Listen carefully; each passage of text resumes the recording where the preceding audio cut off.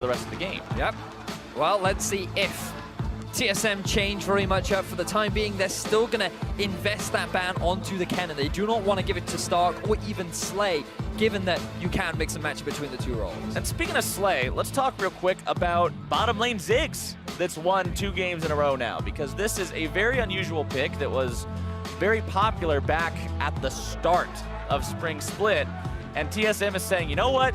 Get this out of my game. Yeah. 80 carries. Where's the Bork meta? Yep. To be fair, it is a very safe champion to play in the AD carry position. It's difficult to really play wrong unless you have poor positioning and you're always sitting on the front line. You just sit back, you throw out this poke, your ability to siege is really unmatched. And now Slay could very well be forced onto an alternative AD carry. He has brought out the Ashe and the Caitlyn and the Varus during the group stages, so he definitely has these champions in his pool.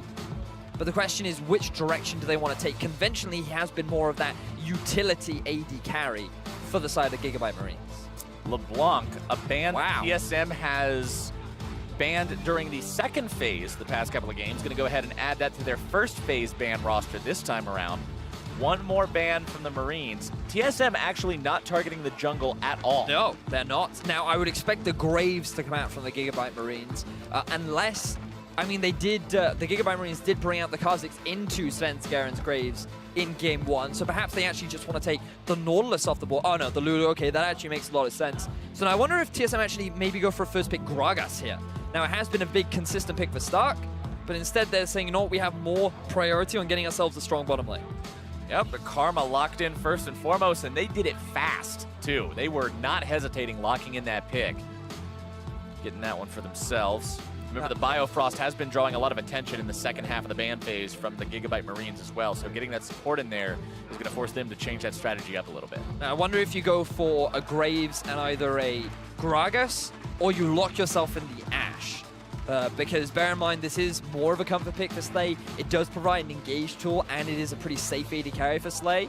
And then if you want, on your next rotation, you can get yourself the Gragas. But I feel like if you're TSM, you want to get yourself the Gragas now. Safe top laner, see what else Stark can bring out into this matchup.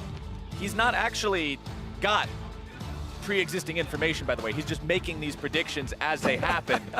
Calling out the champions that are going to be locked in. Vadius knows what's going through the GIGABYTE Marines' mind.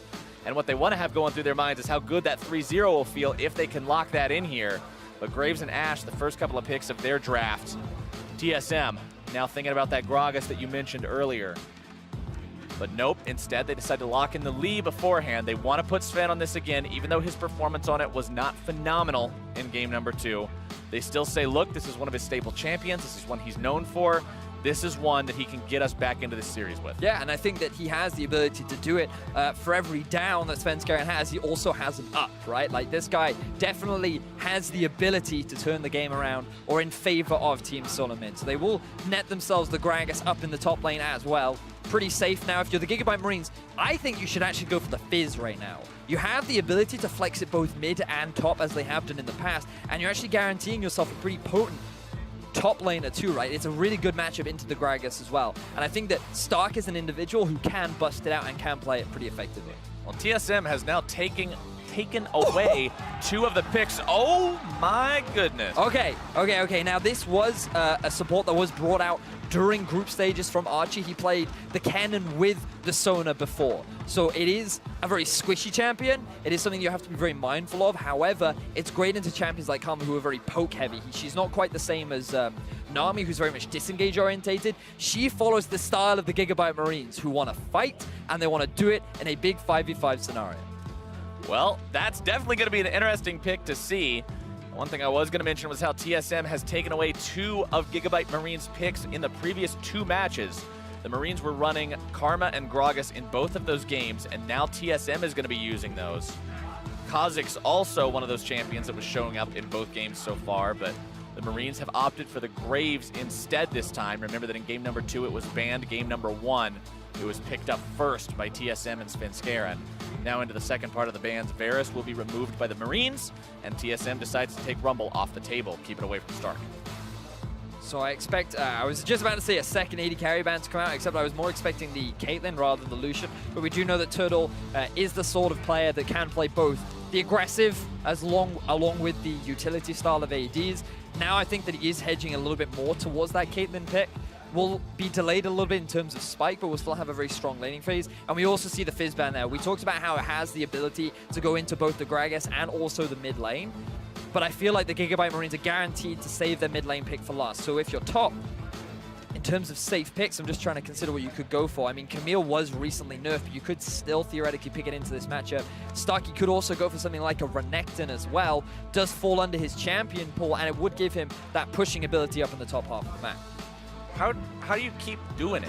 Just one after another, after another, after another. Renekton locked in on the side of GIGABYTE Marines.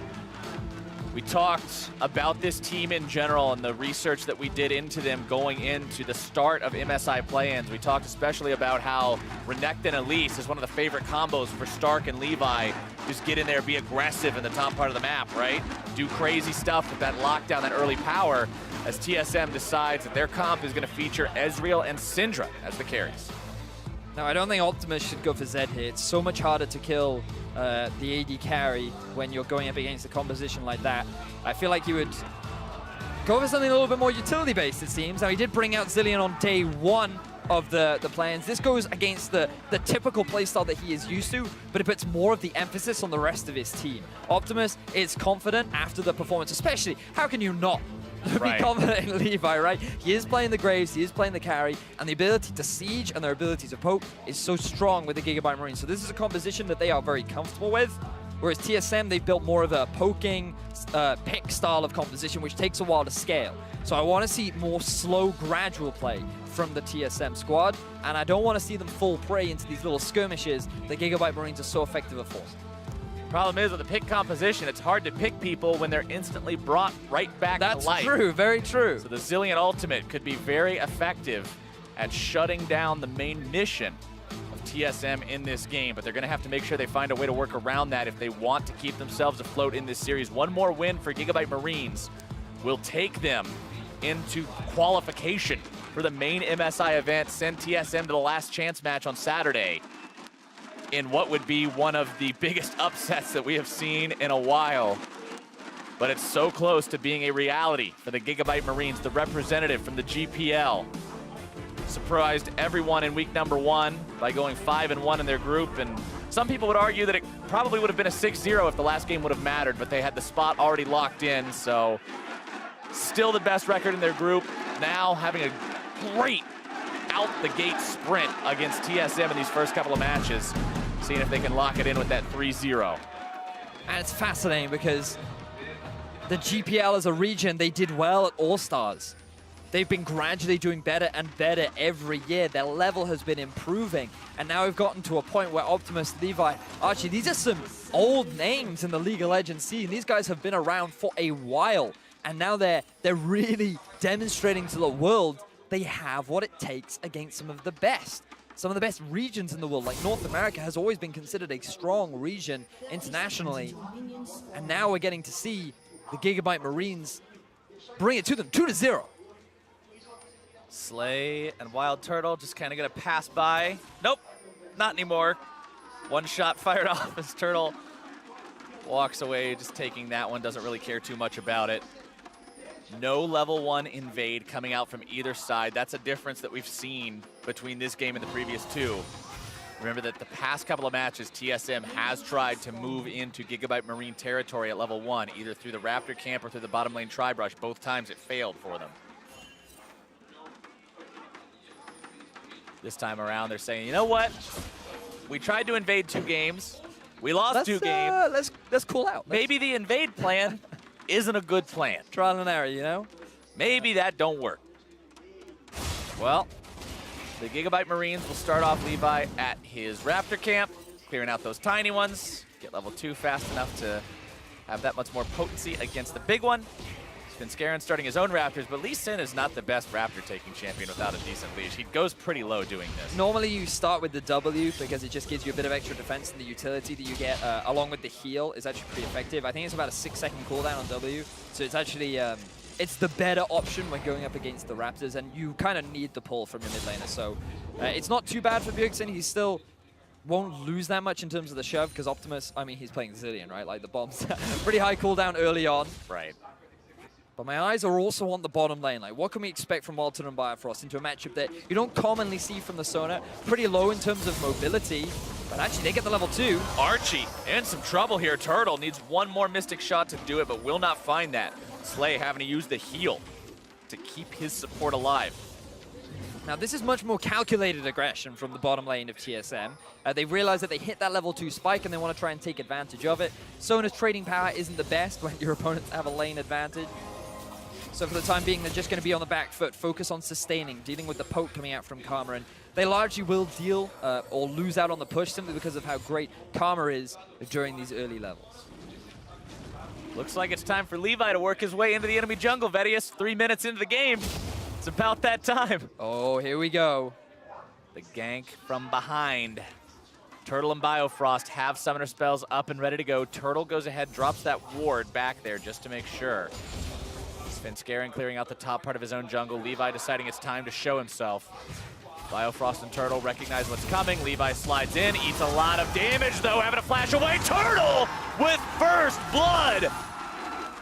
Now Slay and Archie can't really find anything else. Having to back themselves away. Wild Turtle with double buffs now. Very scary to deal with. Levi, his aggro finally comes back to bite him. And we were talking about the bottom lane, and you couldn't ask for a better start. Double buff as the action continues in mids. When asked for a better start, this might be one, except, yes it is. Svenskeren, he misses the Sonic Wave, but they still have the setup they need. And TSM is off to a phenomenal beginning in game number 3. That's a lot of minions crashing into that tier 1 turret. Oh, it is. Optimus does have the teleport, so we'll be able to soak up some of it. But largely, this is not going well. And Stark! Okay! Stark's just going to be slapped around.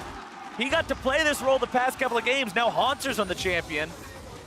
Anything you can do, I can do too. And this is much more of what we were expecting from TSM. The synergy between Sven and Bjergsen to get him going in the middle lane.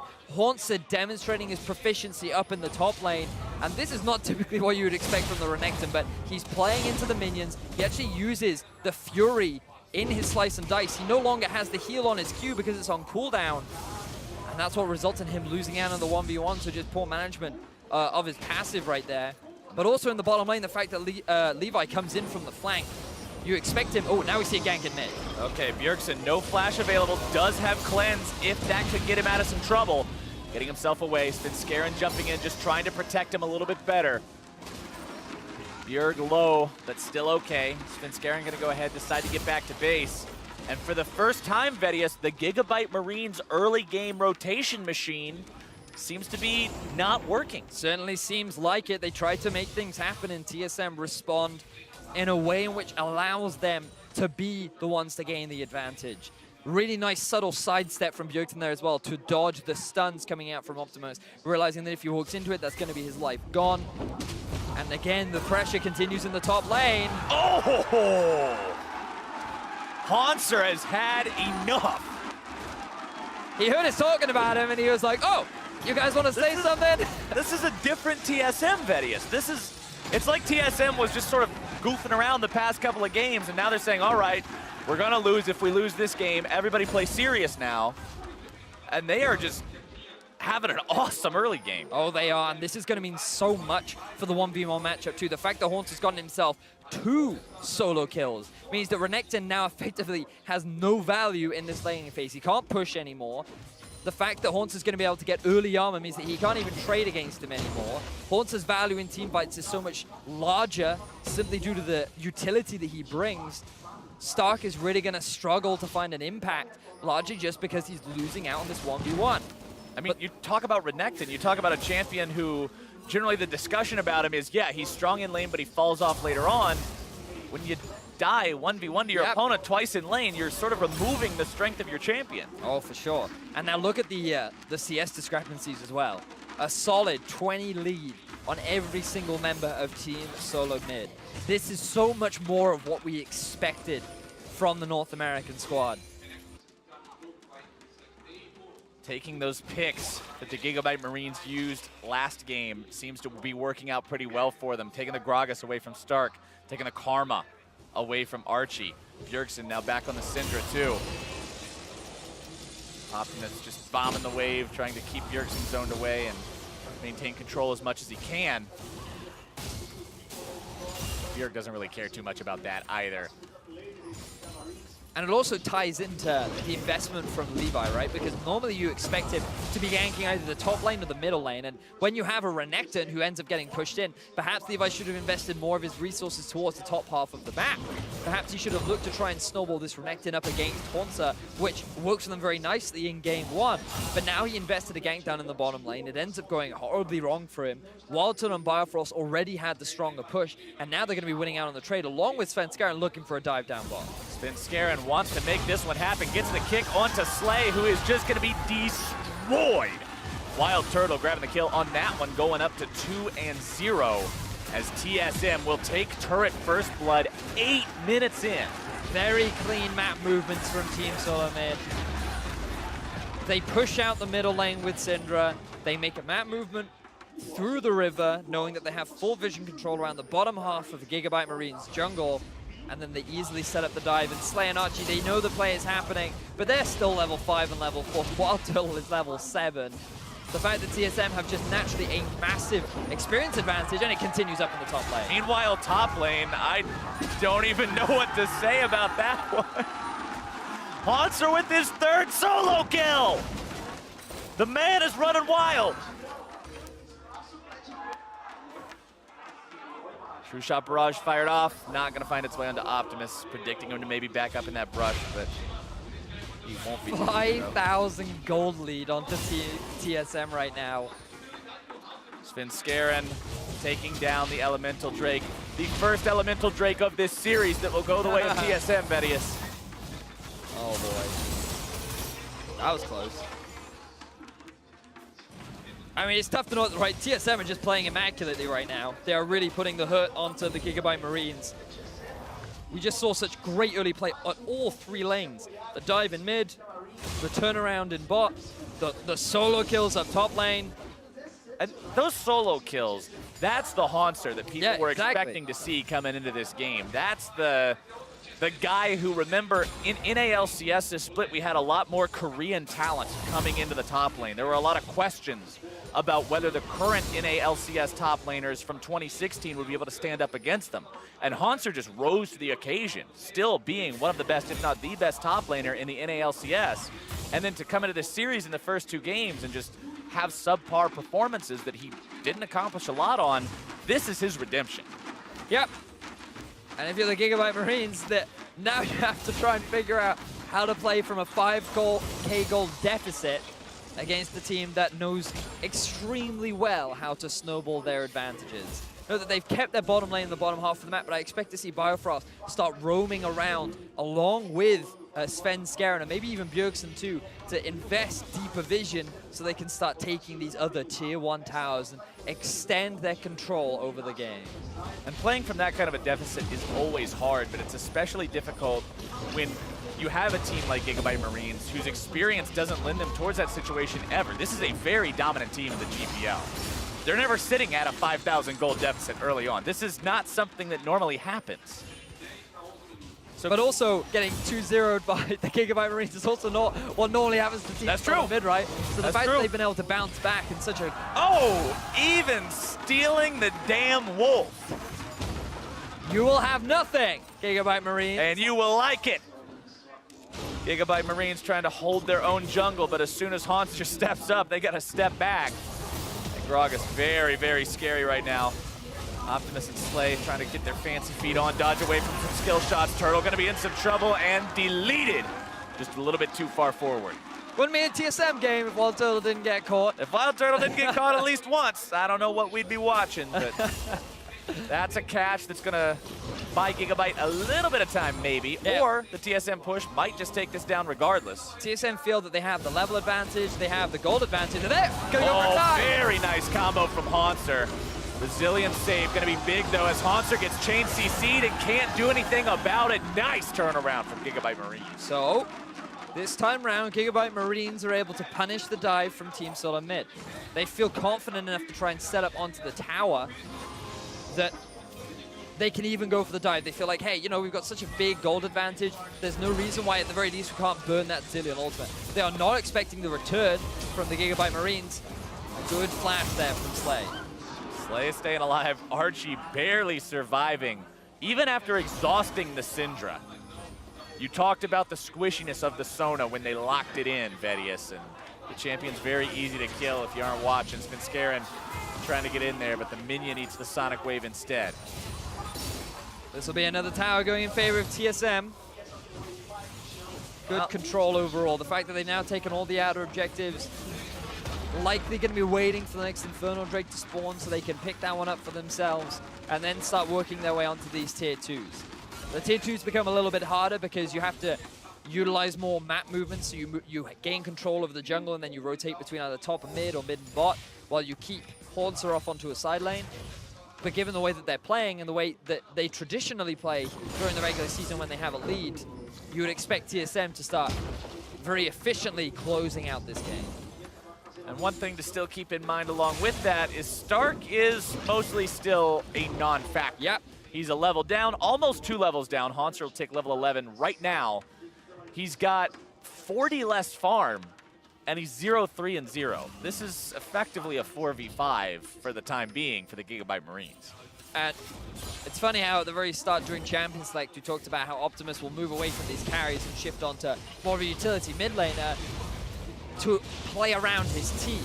Right. And the one instance where he does, Levi isn't having the same sort of game that you would expect from him. Stark is dying 1v1 in the lane. The bottom lane ends up going horribly wrong because of Wild Turtle and Firefrost getting the turnaround. So now Optimus can't really have an impact either because he's got no team to play around. Right, it's just the situation that he put himself in by picking a utility mid laner instead of something like a Zed, or instead of something like a Syndra that we see Bjergsen on again this game.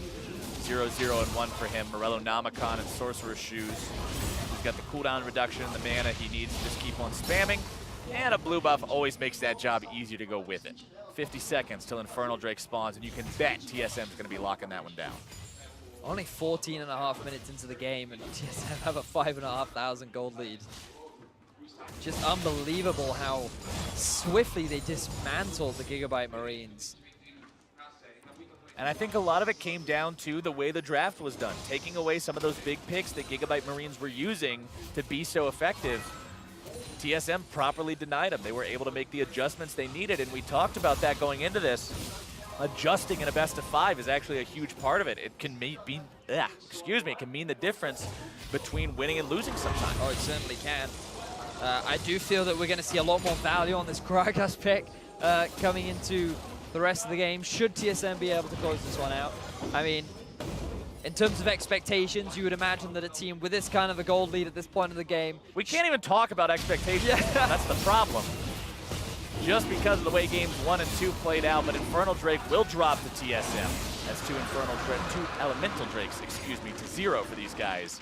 Still sitting on almost a 6K gold lead, 15.5 minutes in, but now, what do they do with that? How do they translate that into an even greater lead? You mentioned how it's harder to push onto those tier 2s now, but that's what they've got to start doing. Yep, well, they have some big item spikes to help them do it. Trinity Force being completed onto Bjergsen, onto Turtle rather, while Bjergsen has... That'd be a new one. It would definitely be a new one.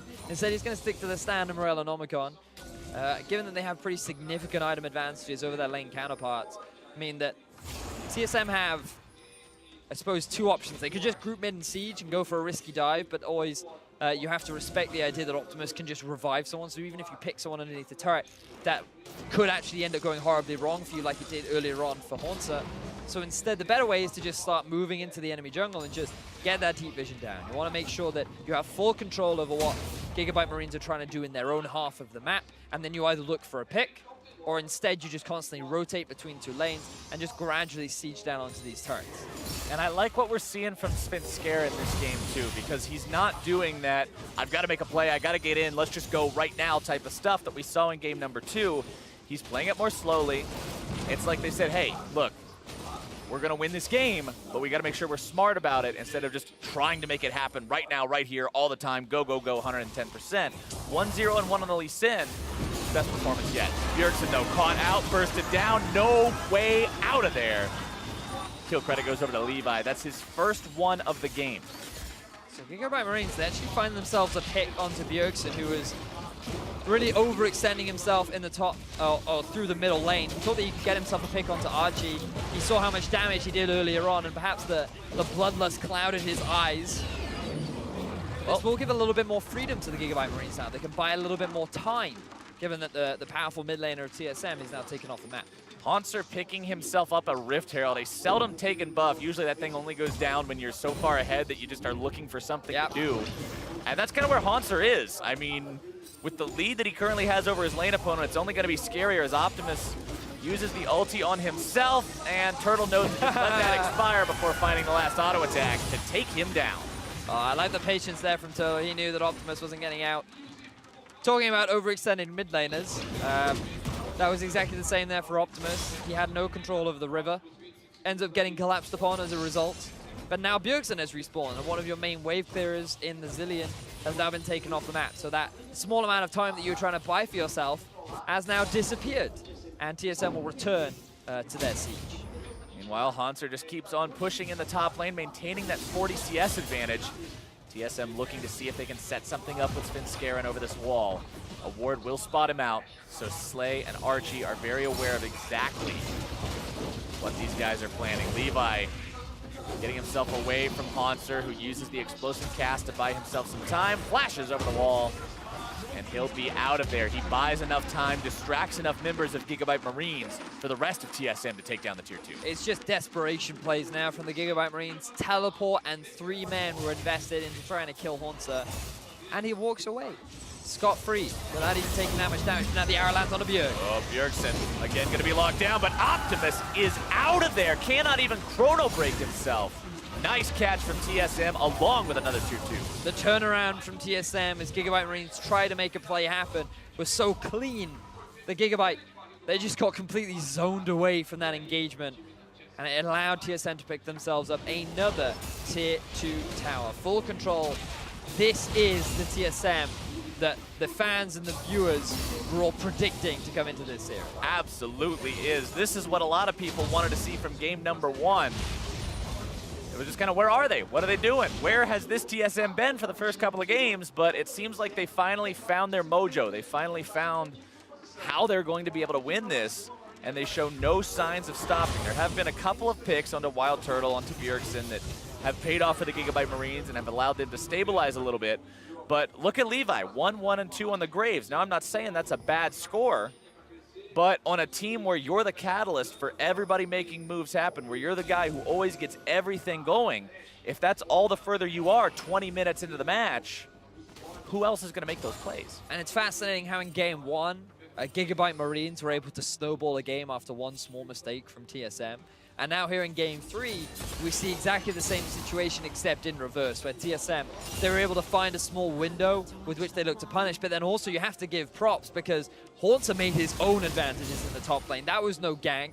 That was not, I mean, I suppose it was that was just 1v1 outplay. But that was just Hauntzer destroying his lane counterpart.